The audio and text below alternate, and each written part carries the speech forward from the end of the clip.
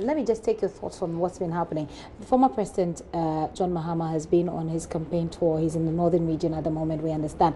And he's been taking a swipe at your government. Since you're here, you could speak to that. He says that he's been into the northern region. All the promises that you made, especially the one village, one dam promise, has not even, I mean, they're not even signs that it's about to take off.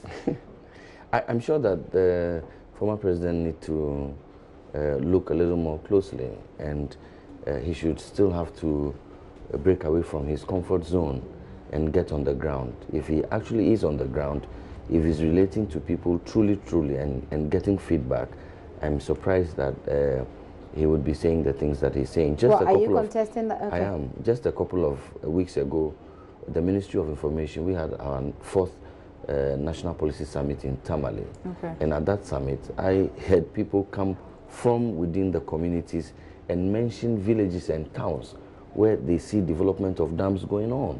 But what do you, these are the people on the ground telling you? Absolutely. But you're supposed to know, right? We know this, but I'm saying to you that if I came and said it, somebody will say that, okay, you are the deputy minister, what else are you supposed to say? But we have given the people the opportunity to interrogate our flagships. And the people themselves tell us that they see these things happening. And so I am at a loss as to where the former president is coming from. But the former president on his tour has been very inconsistent and is contradicting himself along the line. I mean, even in explaining why he lost, I mean, he would say first of all that it is because the NDC was a lame horse, and it was not, if you took a lame horse into the election, you were bound to lose. Subsequent to that, he says that the NPP rigged the election, and another time he said that party materials and funds were diverted, they did not get to the bottom, I mean, to the grassroots. Those are several reasons why. I mean, from their own research, they found out. Then you're asking yourself. It doesn't necessarily mean he's contradicting himself. It does, because, for instance, if you said God made you lose. Yeah, if you have different reasons. Yeah, but if you say that, it doesn't mean they're contradicting. If you say that God made you lose, you cannot turn around to say that it was the NPP that rigged the election, or that it was a diversion of party funds. And so these are all contradictory. I mean, and former president appears to be speaking from both sides of his mouth. And I think that if you do that, you lose credibility. People do not see that you are a credible and a serious candidate, and he stands the risk of being rejected. He says even by his own party. He says your party, your government, indeed, the people within your party, especially, and those who are in government at the moment, you were allowed when you were in opposition. No, we were not loud. The people of Ghana were loud, and let's respect the intelligence of the people of Ghana. It comes back to the promises that you made to the people of Ghana, for which reason they voted for you. Which promise, each and every one of which we are keeping and fulfilling, and it is clear. Every one of apart them, from free SHS, which has its own problems. From the restoration of allowances, we have restored allowances. We have done the free SHS. I mean, we have reduced electricity tariffs. We promised that. Commercial users now pay 17.5% less than they were paying under former President John Mahama. Fuel prices have gone up. The economy is having issues. The city is competing terribly. We spoke about reducing taxes on petroleum, and we have kept that.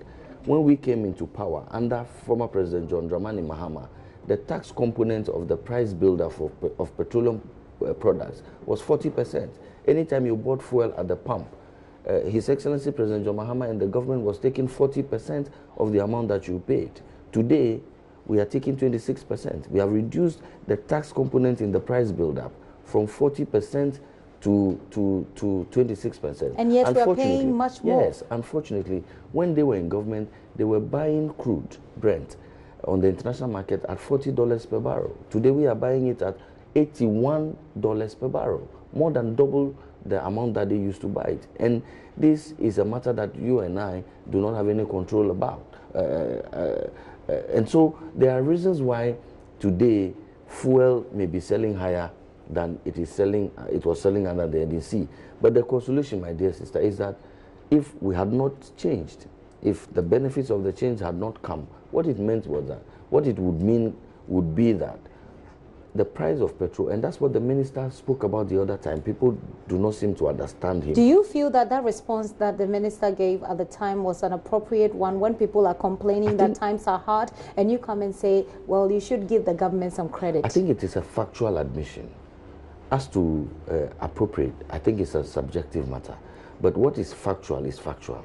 What is factual is that we have come to reduce the taxes, and that is essentially how government, what government can do to affect the prices. That's essentially what we can do. And so we have abolished special petroleum tax. We have reduced the stabilization levy is zero now, both on diesel and on petrol, and so on and so forth. I just said to you that we reduced it from 40% to 26%.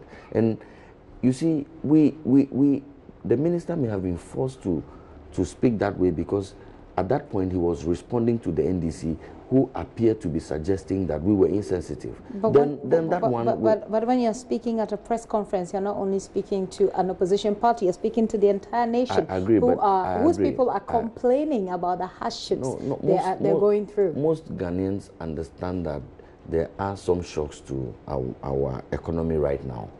But we find the NDC as instigating a lot of these noises, and sometimes you want to respond to the NDC and let people know that, look, hold on, we may not be where we want to be right now, but clearly we have left the rough road and we are on the motorway. We may not be moving at the speed that we want to move, but hold on, you should not be the one talking, because to any extent imaginable, then the government of the New Patriotic Party is miles better, miles ahead of the NDC. Give me your final words. But of course, the NDC is not our benchmark. Okay. Our promises are our benchmark, but we cannot have them come to create the impression as though they were better off. They cannot be. They were not. They are not.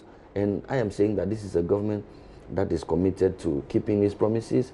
The benefits are clear today. If you have your ward or your sister or your brother going to secondary school, if it was a day student, if he or she was a day student, you would have been forced to go and find some 1,100. If it's a border, you would have to find some 2,200. Now, that money remains in your pocket because the government of the day has taken that upon itself. We are just talking about nursing training, allowances, and so on and so forth.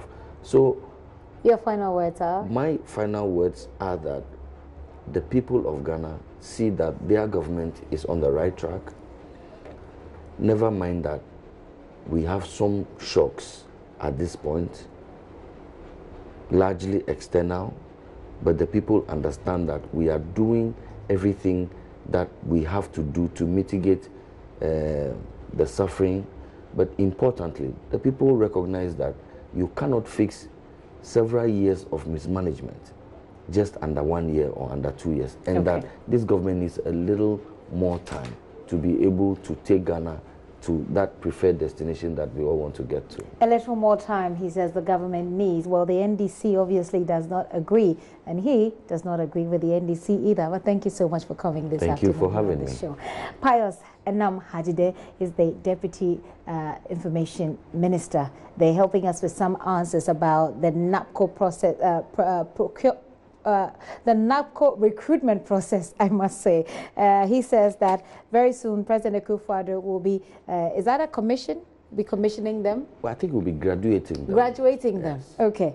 President Akufo-Addo will be graduating them into jobs, about 50,000, right, 50,000 of them, but he says that in total there's about 90,000 who have been brought on board this program. We'll see how that goes. We'll be here to monitor that and bring you all of the updates as and when we have it.